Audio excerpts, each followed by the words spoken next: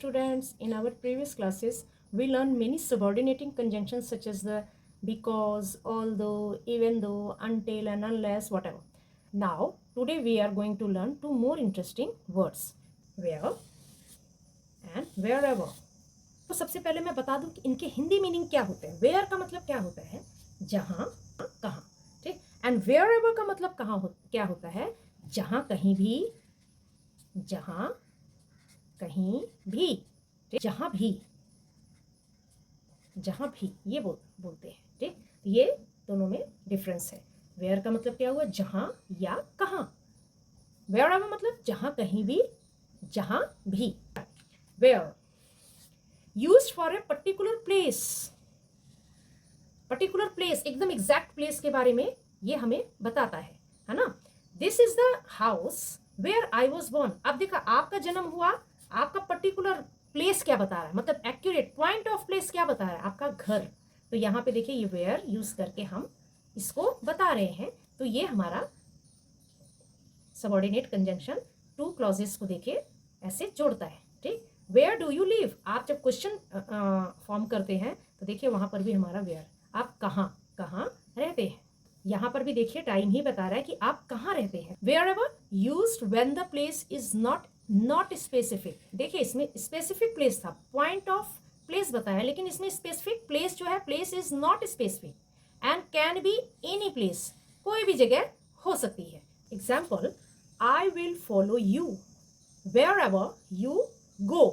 तुम जहां पर भी जाओगे, वेयर एवर का मतलब कहाँ? जहां पर भी, जिसपे कोई टाइम स्पेसिफिक नहीं है. तुम जहां पर भी जाओगे मैं तुमको फॉलो करूंगा. Ever sit wherever you like. ठीक.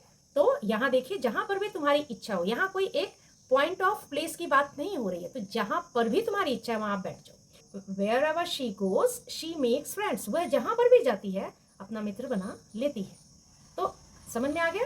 तो यहाँ पे वेयर एंड वेयर एवर, इन दोनों में एक डिफरेंस देख लीजिए. कंपेयर है ये.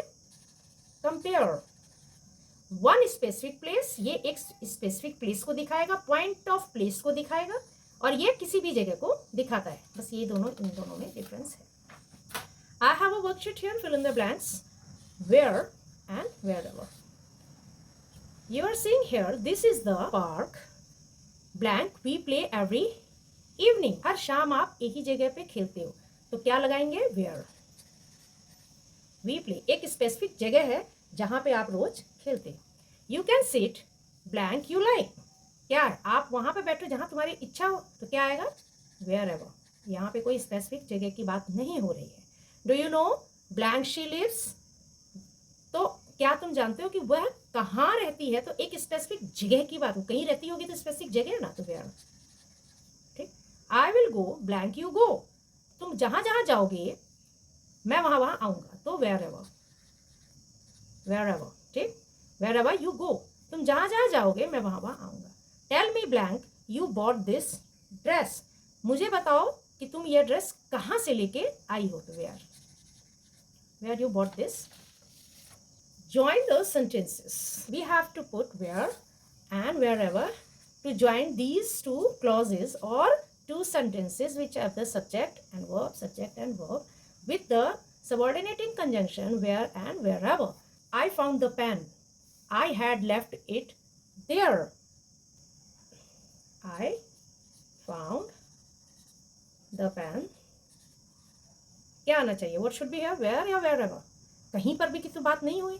जहां पे आपने छोड़ा तो कहीं एक स्पेसिफिक जगह होगी, तो आप क्या लगाएंगे? Where.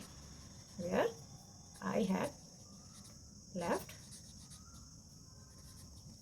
You may go you want to go anywhere. देखो, तुम जा सकते हो, तुम्हारी जहां पर भी जाने की इच्छा हो. तो क्या होगा? कहीं पर भी जाने के लिए क्या होगा? कहीं पर भी, किसी भी जगह की प्लेस के लिए जहां पे स्पेसिफिक नहीं है, तो क्या होगा? Wherever. तो you may go wherever you want to go anywhere. Right? This is the room. We study in this room. देखिए, रूम है तो एक स्पेशल जगह है, स्पेसिफिक प्लेस की बात हो रही है. तो क्या आना चाहिए? Where. This is the room. This is the room where we study, बाकी फिल कर लीजिए. Show me the place you met him there. मुझे वह जगह दिखाओ जहां तुम उससे मिले. तो जहां कहीं एक जगह मिले होंगे तो वो एक स्पेसिफिक जगह होगा, एक स्पेशल जगह होगा, तो उसके लिए क्या जाएगा, where. Show me the place where, बाकी का. So students, today we learned the subordinating conjunction where and wherever. We saw that where refers to a specific place, whereas wherever refers to any place. I hope you can now identify and use both of them correctly in sentences. Keep practicing by making your own examples at home. We will continue with more interesting grammar topics in future lessons. Until then, keep learning and keep practicing. Till then, bye.